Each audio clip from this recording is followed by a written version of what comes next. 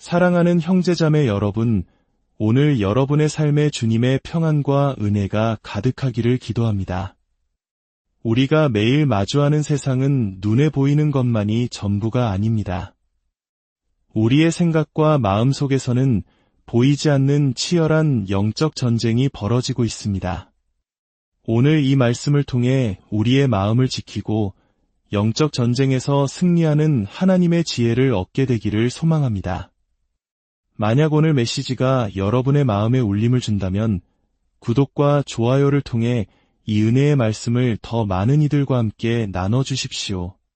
여러분의 작은 실천이 누군가에게는 큰 위로와 힘이 될 수 있습니다. 주님의 이름으로 축복합니다. 우리의 대적, 사탄은 하나님의 백성들을 무너뜨리기 위해 끊임없이 일합니다. 하지만 놀랍게도 그는 창의적이지 않습니다. 수천 년 동안 단 하나의 방식만을 고집해왔습니다. 오늘 우리는 사탄이 우리의 마음을 공격하는 5가지 단계를 살펴보고 그 교활한 전략을 파헤쳐보고자 합니다. 첫 번째 단계는 틈을 노리는 계략입니다. 사탄은 목표를 향해 나아가는 길을 만듭니다. 그 목표는 바로 우리의 마음입니다. 그는 우리 마음에 혼란을 심고 의심의 씨앗을 뿌리기 위해 집요하게 길을 냅니다. 마치 사냥감이 지나갈 길목에 덫을 놓는 사냥꾼처럼 우리의 삼원의 영역에서든 약한 틈을 파고들어 마음을 관통하려 합니다. 두 번째는 혼란을 일으키는 책략입니다. 이것은 그의 구체적인 전략입니다. 그의 목표는 우리의 생각을 뒤죽박죽으로 만들어 올바른 판단을 하지 못하게 하는 것입니다. 긍정적인 생각 대신 부정적인 생각을, 믿음 대신 의심을, 감사 대신 불평을 계속해서 주입하여 우리의 뇌가 정상적으로 작동하지 못하도록 교란시킵니다. 세 번째 단계는 견고한 진을 세우는 것입니다. 이 단어는 성경에서도 사용되는 표현으로 마음속에 세워진 강력한 요새를 의미합니다. 이 요새는 우리를 가두는 감옥과도 같습니다. 부정적인 생각, 과거의 상처, 용서하지 못하는 마음으로 지어진 이 감옥은 우리를 고립시키고 다른 사람이 우리 삶에 들어오는 것을 막습니다. 견고한 진에 갇힌 사람은 스스로를 파괴할 뿐만 아니라 사랑하는 이들과의 관계마저 단절시키게 됩니다. 네 번째는 영적 억압입니다. 우울증과는 조금 다른 개념입니다. 우울증은 때로 신체적인 불균형이나 자연스러운 감정의 일부일 수 있지만 영적 억압은 명백히 악한 영으로부터 오는 것입니다. 이것은 마치 폭군이 한 나라를 지배하듯 우리의 마음을 지배하려는 시도입니다. 폭군이 백성에게 명령을 내리듯 사탄은 우리에게 끊임없이 파괴적인 생각을 불어넣습니다. 너는 실패자야. 아무도 너를 사랑하지 않아 와 같은 거짓된 속삭임으로 우리를 짓누르고 무기력하게 만듭니다. 그리고 마지막 5번째, 최종 목표는 바로 속임수와 기만입니다. 사탄은 우리가 세상을 왜곡된 렌즈를 통해 보게 만듭니다. 건강한 마음을 가진 사람은 사물을 있는 그대로, 현실 그대로 볼 수 있습니다. 하지만 사탄의 속임수에 빠진 사람은 마치 색안경을 낀 것처럼 모든 것을 왜곡해서 봅니다. 예를 들어 어떤 사람이 당신에게 10가지의 선한 일을 했지만 2가지의 실수를 저질렀다고 가정해 봅시다. 사탄의 왜곡된 렌즈를 끼고 있다면 당신은 10가지의 선행은 모두 잊고 오직 2가지의 실수에만 집착하게 될 것입니다. 진실을 보지 못하고 망상에 사로잡히게 되는 것입니다. 과거에 한 남편이 저를 찾아와 이혼하겠다고 말한 적이 있습니다. 저는 그에게 아내를 더 이상 사랑하지 않는 이유 3가지만 말해달라고 했습니다. 그는 아내가 코를 곱니다. 아내는 제게 요리를 해주지 않습니다. 와 같은 사소한 것들을 늘어놓았습니다. 주님께서는 제게 말씀하셨습니다. 저 남자는 지금 잘못된 렌즈를 끼고 있구나. 그는 아내의 수많은 장점과 사랑을 보지 못하고 악한 영이 보여주는 왜곡된 렌즈를 통해 단점만을 보고 있었던 것입니다. 사랑하는 성도 여러분, 사탄의 최종 목표는 우리를 속여 진실을 보지 못하게 하는 것입니다. 남의 떡이 더 커 보인다는 속담처럼 이혼하면 더 행복해질 것이라고, 다른 교회로 옮기면 신앙이 더 성장할 것이라고 속삭입니다. 이 모든 것이 바로 우리 마음에 씌워진 거짓의 렌즈 때문입니다. 이렇듯 모든 영적 공격은 우리의 마음에서 시작됩니다. 이 사실을 이해하는 것이 영적 전쟁에서 승리하는 첫걸음입니다. 오늘 밤 우리는 교회 안에 무너진 전사의 영을 어떻게 회복할 것인지에 대해 이야기하고자 합니다. 마지막 때가 가까워질수록 우리에게는 이 전사의 영이 반드시 필요합니다. 우리가 싸우지 않으면 결코 얻을 수 없는 영토가 있고 재정이 있으며 구원받아야 할 영혼들이 있기 때문입니다. 하나님의 축복은 가만히 앉아서 기다리는 자에게 주어지는 것이 아니라 믿음으로 싸워 쟁취하는 자의 것입니다. 우리 안에는 본래 싸우고자 하는 기질이 있습니다. 이것은 육신적인 혈기를 의미하는 것이 아닙니다. 불의에 굴복하지 않고 포기하지 않는 내면의 강인한 태도를 말합니다. 누군가 부당하게 당신의 것을 빼앗으려 할 때 상관없어, 나는 이것을 위해 싸울 거야 라고 외칠 수 있는 용기. 내 자녀를 악한 세상에 빼앗길 수 없기에 내 자녀는 내가 지킨다. 나는 싸울 것이다. 라고 선포하는 믿음의 결단. 바로 이것이 전사의 영입니다. 하나님께서는 인간에게 자유의지라는 가장 소중한 선물을 주셨습니다. 그리고 그 의지가 자리 잡는 곳이 바로 우리의 마음, 즉 의식과 잠재의식입니다. 우리의 마음은 두 가지로 나뉩니다. 현재 깨어있는 상태에서 작동하는 의식, 그리고 그보다 더 깊은 곳에 있는 잠재의식입니다. 잠언 23장 7절은 대저 그 마음의 생각이 어떠하면 그 위인도 그러한즉이라고 말씀합니다.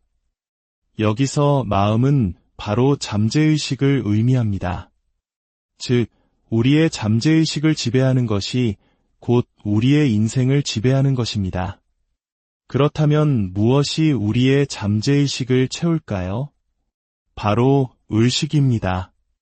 우리가 깨어있는 동안 보고, 듣고, 생각하는 모든 것들이 잠재의식에 차곡차곡 쌓입니다. 미디어, SNS, 가십, 주변 사람들의 부정적인 말들, 이 모든 것들이 우리의 의식을 통해 잠재의식으로 흘러들어갑니다. 마음이 미움으로 가득 차면 미움의 말을 내뱉게 되고, 마음이 두려움으로 가득 차면 두려움에 사로잡힌 행동을 하게 됩니다. 그렇기에 우리는 마음을 새롭게 해야 합니다. 로마서 12장 2절은 말씀합니다. 너희는 이 세대를 본받지 말고 오직 마음을 새롭게 함으로 변화를 받아 하나님의 선하시고 기뻐하시고 온전하신 뜻이 무엇인지 분별하도록 하라. 새롭게 한다는 것은 본래의 상태로 되돌리는 것을 의미합니다. 하나님은 본래 우리에게 총명하고 빛나는 마음을 주셨습니다. 하지만 세상의 온갖 오염된 정보들이 우리의 마음을 유전자, 변형식품처럼 변질시켜 버렸습니다. 변질된 마음, 즉 버림받은 마음은 선한 것을 악하다 하고 악한 것을 선하다고 말합니다.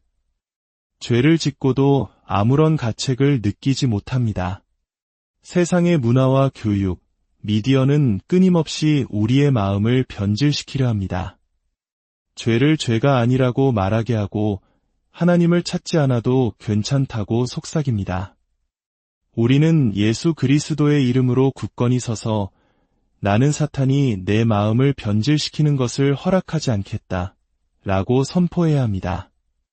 모든 생각을 사로잡아 그리스도에게 복종시켜야 합니다. 악한 생각이 떠오를 때 그것을 붙잡아 예수님의 권세 앞에 무릎 꿇려야 합니다.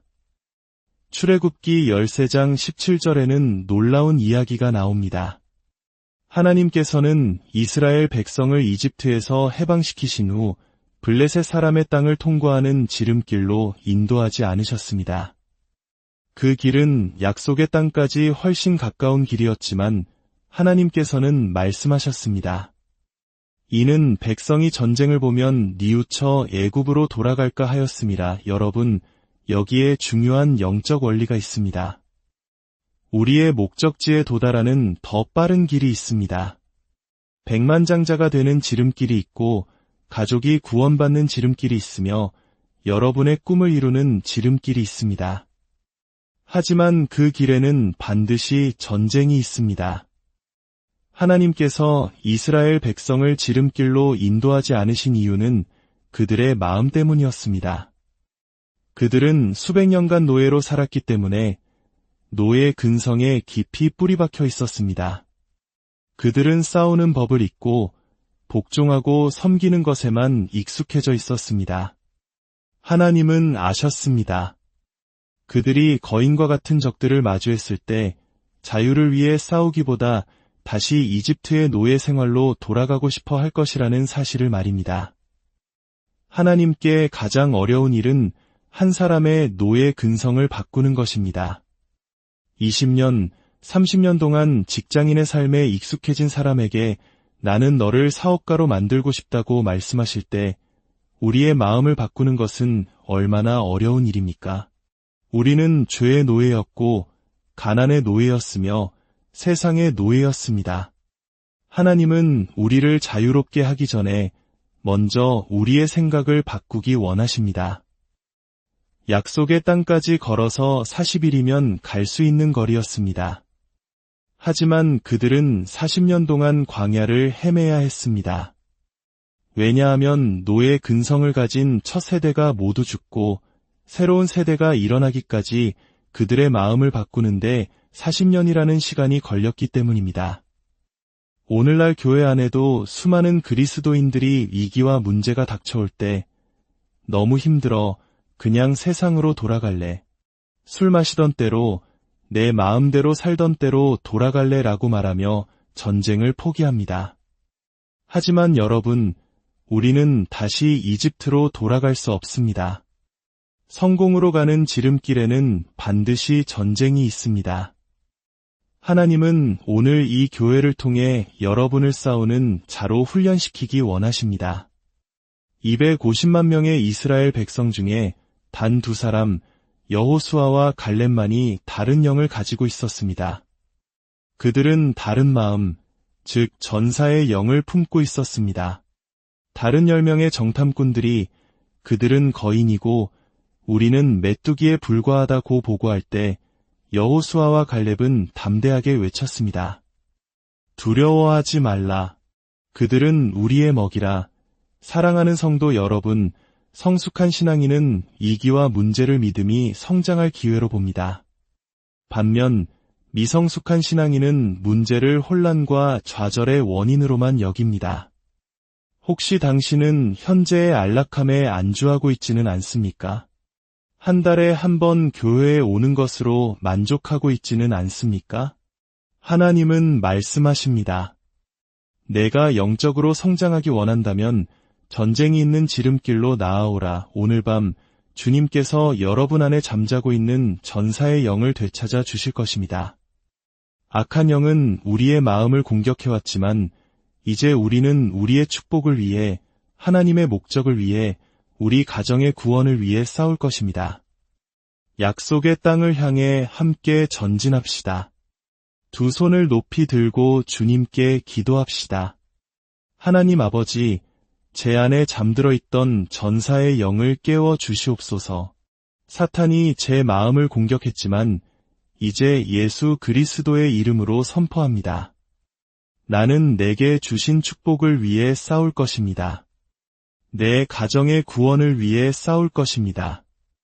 하나님께서 내게 주신 약속의 땅을 믿음으로 쟁취할 것입니다. 내 모든 생각을 사로잡아 그리스도께 복종시킵니다. 내 입술로 승리를 선포하게 하시고 내 발걸음이 믿음으로 전진하게 하옵소서. 성령님, 이 시간 우리 모두에게 임하여 주시옵소서. 우리에게 싸울 힘을 주시고 담대함을 주시옵소서. 이제 우리가 입을 열어 외칠 때 우리의 대적들이 떨게 하옵소서. 사탄아, 내 가정에서 떠나갈지어다. 내 자녀에게서 떠나갈지어다. 내 재정에서 떠나갈지어다. 전사의 영이 우리 위에 임할지어다. 능력의 영이 우리 위에 임할지어다.